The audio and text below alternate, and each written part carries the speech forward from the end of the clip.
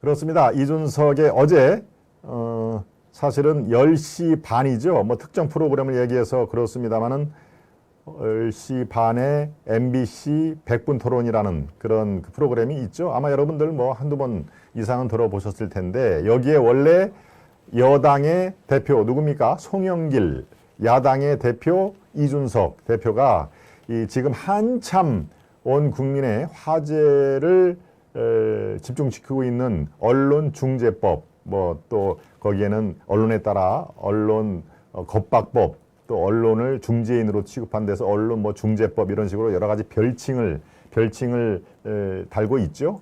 그거에 관련돼서 여야 대표의 막장 토론이 예정이 돼 있었습니다. TV토론 10시 반에 예정돼 있는 TV토론을 30분 남겨놓고 10시쯤에 그 국민의힘 제1야당에서 전갈이 왔답니다. 아, 우리 참석 못한다. 예, 그래서 그 자체가 뭐 맞짱 토론인데 한쪽에서 출연을 못한다고 하니 자동적으로 무산되는 거 아니겠습니까? 네, 정말로 저는 그 제 귀를 좀 의심했습니다. 야, 30분 전에 이걸 방송을 펑크를 내? 그래, 물론 저는 왜 펑크 내는지를 사실은 뭐 알고는 있었습니다. 여당이 지금 말씀드린 언론법을 강행 처리하면 10시 반에 TV 토론은 난 못 나간다라고 전제가 돼 있었죠. 강행 처리를 할 경우에는 못 나간다라고 얘기를 했는데, 자, 이게 앞뒤가 조금 안 맞습니다. 어제 저녁 상황을 저희나 또 우리 그 제작진들이 아주 주시를 했는데요. 어제 늦게까지 사무실에 남아 있었고, 예. 제가 어떻게 잘 아냐면요. 저희 그 아시아투데이 방송진에서는 본회의를 약 6시부터 중계를 이 화면을 국회에 고정시켜 놓고 중계를 해 드렸습니다. 아마 여러분들 몇백 명 그 시청자들이 그걸 봤을 텐데요. 네. 여차하면은 이제 제가 국회 출입을 해본 기억으로는 딱 의원들이 뭐 원내대표 방이나 아니면은 뭐 상임위 그 넓은 공간이 있거든요. 거기에 이렇게 몇십 명씩 있다가 원내대표가 딱 신호를 보내면 예, 뭐 이렇게 단톡방에 의원들이 다 단톡방에 그 포함이 되어 있습니다. 또 원외 당협위원장이 모여 있는 또 이 단톡방이 있고요. 거기에 그 원내대표가 딱 뭐 지령 지시 아무튼 자 이제 본회의장으로 갑시다라고 하면 이제 여기저기서 우르르 몰려서 들어가는 겁니까? 들어가는 모습 여러분들 많이 보셨죠? 집중적으로 그 넓은 그 원형 그 본회의장 바로 옆에 있는 게 로텐더홀이라고 하는 거 아마 여러분들 들어보셨을 겁니다. 그 로텐더홀에 사람들이 어디에서 모여와서 이렇게 한꺼번에 몰려오는지 쫙 이제 그게 바로 이제 원내대표의 신호에 의해서 동시에 오는 것이죠. 그럼 이제 로텐더홀을 이렇게 거쳐가지고 그럼 거기에 이제 기자들 사진 찍고 뭐 질문할 거 질문하고 하면서 본회의장으로 들어가는데 어제는 저희 그 아시아투데이가 중계를 해드렸습니다만 아무 이상이 없었습니다. 아무 이상이.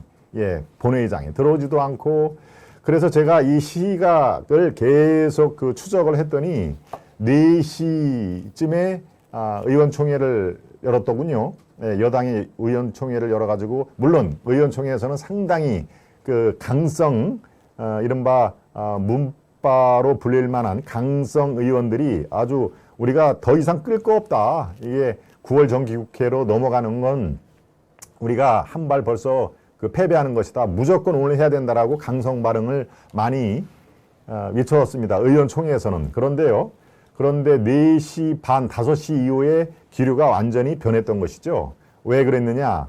예, 원로, 이따가 이제 기사를 보여드리겠습니다만, 원로들이 이렇게 국회를 찾아와서 이거 안 된다. 그 중에 유인태라든가 김원기 전 당의장 같은 분들은 4월 7일 서울시장 선거 때 그렇게 참패를 한 게 왜 그랬느냐.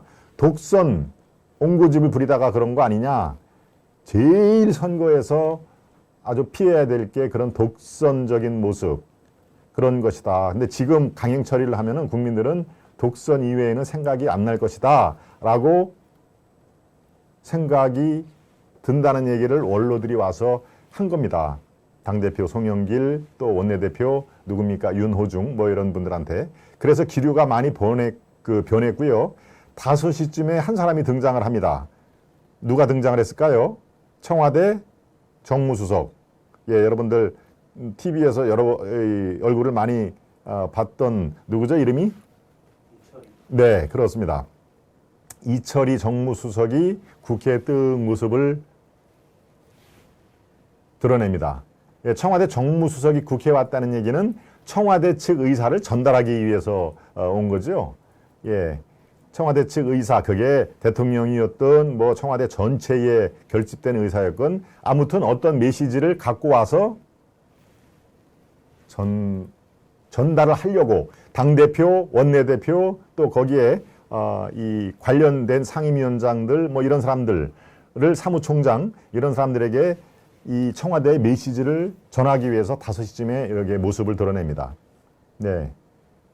그런 일련의 상황을 거쳐가지고 6시 넘어서는 오늘 강행 처리를 안 한다는 쪽으로 분위기가 몰아간 것이죠. 따라서 우리 아까 말씀드렸지만 아시아투데이가 화면을 고정시키고 본회의장에 여차하면 아까 말씀드렸던 우르르 의원들이 이제 몰려와서 그렇게 전자투표로 표결을 하고 또 땅땅땅 두드리고 이제 나가면 끝나는 거 아니겠습니까? 그런 모습이 혹시 나올까 저희들이 중계를 했는데요. 네, 2시간, 3시간 정도 중계를 했는데 아무런 그런 그 이상현상이 발견되지 않았죠. 그렇습니다. 어제 7시 이후에는 국회 분위기도 오늘 강행 처리를 안 한다는 걸로 방향을 틀고 원내대표끼리 이쪽에는 윤호중, 이쪽에는 누굽니까? 김기현 원내대표들이 계속 모여가지고 앞으로 어떻게 했으면 좋겠다. 양당의 조율을 한 상황이기 때문에 자, 다시 이준석으로 넘어가겠습니다. 이준석이 10시쯤에 방송 안 나가겠다라고 한 것은 이거는 선후를 고려를 해볼 때 이거는 적절치가 않습니다. 예, 잘못된 결정입니다. 아무리 이것을 경고를 여당에도 경고를 하고 대국민들에게도 큰일 났습니다라고 하는 그런 늑대소년처럼 큰일 났습니다라고 하는 가장 강력한 경고를 하기 위해서 방송을 보이콧했다고 얘기를 합니다만은 이거는 잘된 결정이 아닙니다. 왜?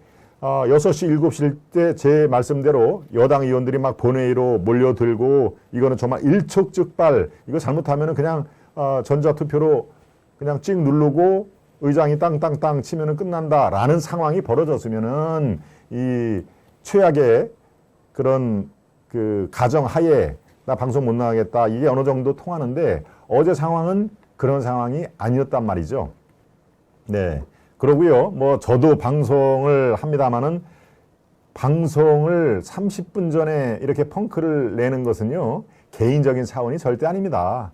방송은 사실 공공재죠. 공공재. 예, 누구 뭐 1인 유튜브도 지금 뭐 아주 이 사회적인 문제가 되고 있습니다만은 방송이라는 또는 전파라는 것은 공공재입니다. 따라서 이거는 개인이 이것을 어떻게 처분하고 또 이 할 걸 안 하고 할 문제가 아닌 것이죠. 더더군다나 지상파, 공중파 똑같은 말이죠. 네, 어떤 분은 지상파가 땅 위에고 공중파는 공중이니까 이거 뭐가 다르냐라고 저한테 질문도 제가 받아봤습니다만은 지상파, 공중파는 같은 얘기입니다. KBS, MBC, SBS, EBS 이런 걸 이제 지상파라고 하죠.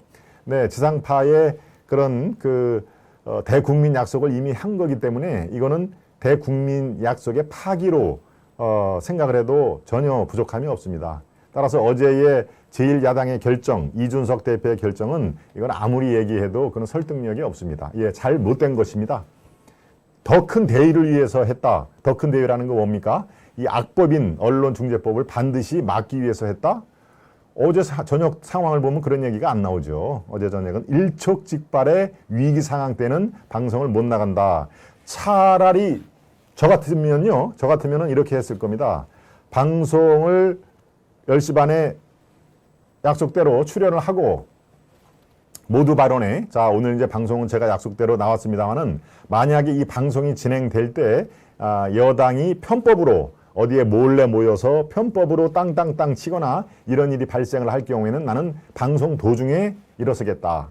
그리고 이거는 국민들에게 적극적으로 항거를 하는 의미에서 앞으로 투쟁하겠다라고 서두에 그런 약속을 하고 방송은 방송대로 진행을 하고 중간에 만약에 이쪽에서 딴짓을 하면은 이렇게 나는 즉시 일어나겠다라고 방송을 하는 게 훨씬 효과적인 거 아니겠습니까?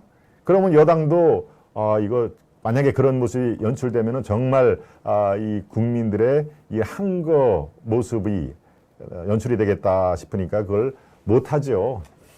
그러니까 어제의 그런 그 이준석의 전략 또 제1야당의 행보는요, 전략적이지도 않은 것이고 그런 대국민 약속이라는 가장 기본적인 그런 절차도 이 수행하지 않은 걸로 비판받아 마땅합니다. 네, 대선 주자들은 이 엄중한 언론법, 뭐 정확한 얘기는 언론중재법이죠. 예, 이것을 어떻게 보고 있을까요? 한번 표를 한번 보여주십시오. 대선 주자 셈법. 네. 자, 여러분들이 익히 아실 만한 그런 그 내용일 텐데 6명의 지금 12명 중에서 6명으로 추렸죠. 여당은 6명 중에 눈에 띄는 분이 있습니다. 두 분이 적극적인 찬성 의사를 안 하고 정세균 조건부 찬성, 박용진 조건부 반대. 예, 두 분이 좀 이렇게 눈에 띄죠. 나머지 분들은 다 뭐 무조건 찬성인데 저 중에는 기자 출신의 이낙연 후보도 있다는 게 저는 참 마음이 아픕니다.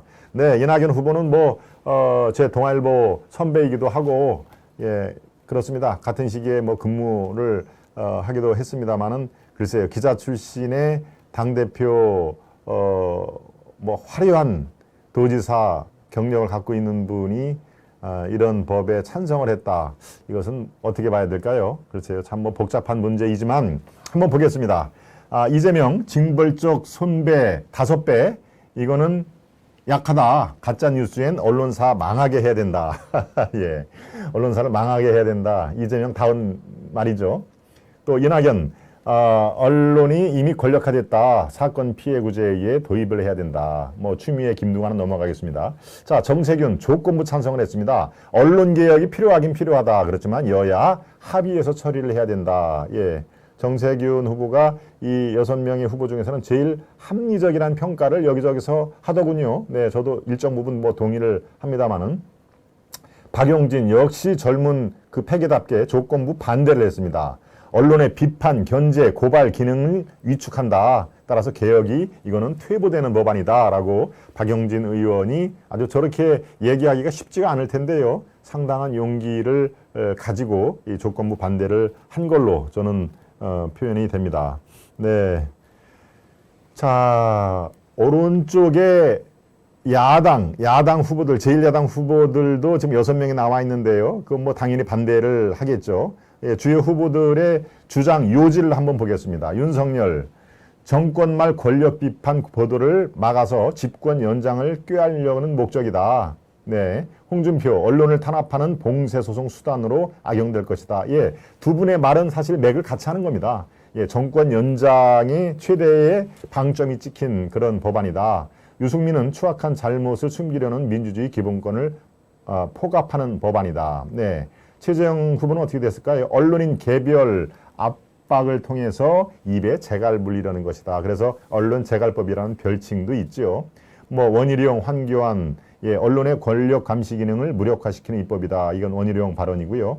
황교안 후보는 문 대통령 야당 때 언론 수호를 장담했지만 역시 다시 내가 하면 오면 쓰고 남이 하면 불륜이다라고 하는 그런 것을 지금 주장을 하고 있습니다. 예, 이렇게 이쪽 6명, 이쪽 6명, 12명의 그 발언 요지를 봤는데요. 역시 다 이 뭐 표 계산을 안 할 수가 없죠. 내가 이렇게 주장을 해야 한 표라도 더 지지 세력이 온다라고 하는 그런 뭐 그 대선에 나간 후보는 그것을 예, 생각을 안 할 수가 없는 상황이 예, 됩니다. 네. 첫 번째 주제가 상당히 여러 입체적으로 조망을 해야 되기 때문에 한 4가지 측면에서 다뤄봤습니다. 어제 이준석의 방송 펑크를 이 메인 토픽으로 해서 어제 긴박했던 하루 대선 주자 셈법 갈팡질팡하는 여권 네, 종합적으로 묶어봤습니다.